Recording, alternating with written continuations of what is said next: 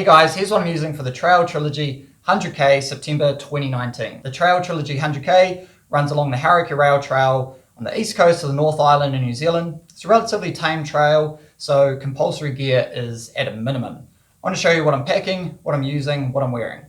Start off by point of contact with the ground. I've got the Salming Trail 5s, great cushioning, it's a long flat run, not a lot of hills, not that technical, so I don't mind being a bit higher off the ground with the added stack. 5mm drop, recoil midsole, Vibram grip, pretty much has me sorted. If it does start to bucket down with rain, I'll probably switch over to the OT comps, which are not as cushioned, but a lot more draining, so I'm not having to carry as much added weight down on my feet. I also have the stride running power meter, make sure I'm staying in my zones, regardless of what I'm running on or what the conditions are doing. I'm going to make sure that I am not looking at pace and I'm looking at power. So I've got two different socks here. Icebreaker Merino lightweight sock. It's actually just a business sock, but I find it just incredible when it starts to rain. Really breathable, doesn't hold a lot of water, and that will sort you out. Higher cut for me, stops the mud and grit. Otherwise I use Salming Advanced sock, more cushioning, but again, it just holds a bit more water if it does start to bucket down. Up into the shorts, Salming tights, run tights. I can't wear loose fitting shorts. I've tried. For that duration, I go for the run tights. Then t-shirt or singlet, depending on the conditions, depending on what someone's given me, I just wear a dry fit singlet or t-shirt. I haven't put that in because everyone has a dry fit singlet or t-shirt. Under that though, Salming base layer. Not sure what the Swedes did to design this, but it is so light and so breathable. It is just amazing. Anytime I have to pack a base layer and I'm not actually going to be wearing it, I'm thankful I've got this because it's so light and packed so small. Then if it's raining, or pretty much every ultra actually requires a seam seal jacket as compulsory gear, I've got the Ultimate Direction jacket. This is the version 1. Again, really light, packed super small because often you don't end up using them. So I haven't tried the version 2, but this version 1 has set me up for the last couple of years. It's been great. Then we get on to upstairs.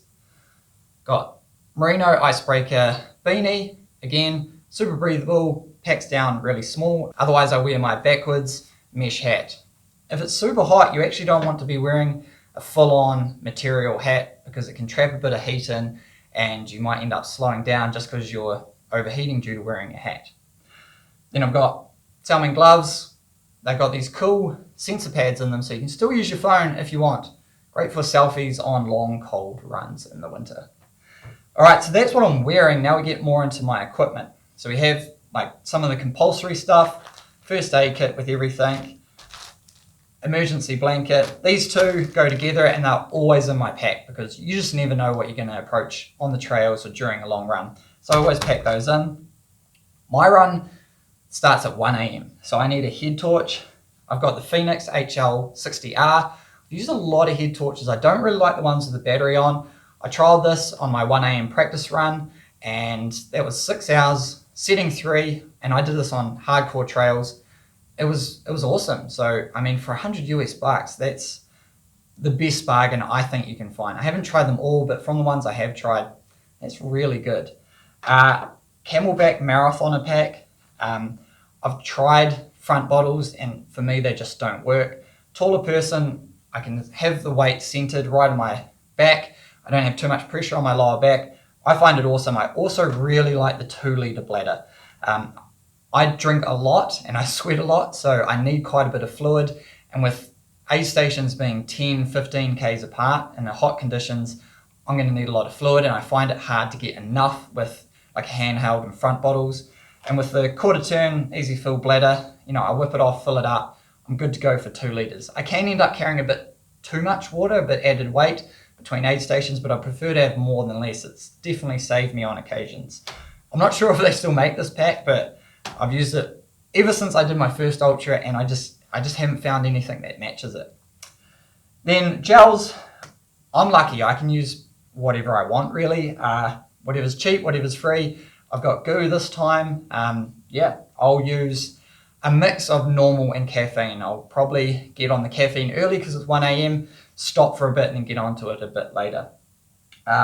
Secret weapon, Vaseline. There's not drugs in here. It's just Vaseline, and I use that to, well, you never know, right? It's an ultra marathon. You want to be prepared. If it starts to bucket down with rain, you could need some added Vaseline. Then this little thing, it's a Mighty Spotify MP3 player. Mighty is the brand. It can play Spotify music without your phone, without the internet.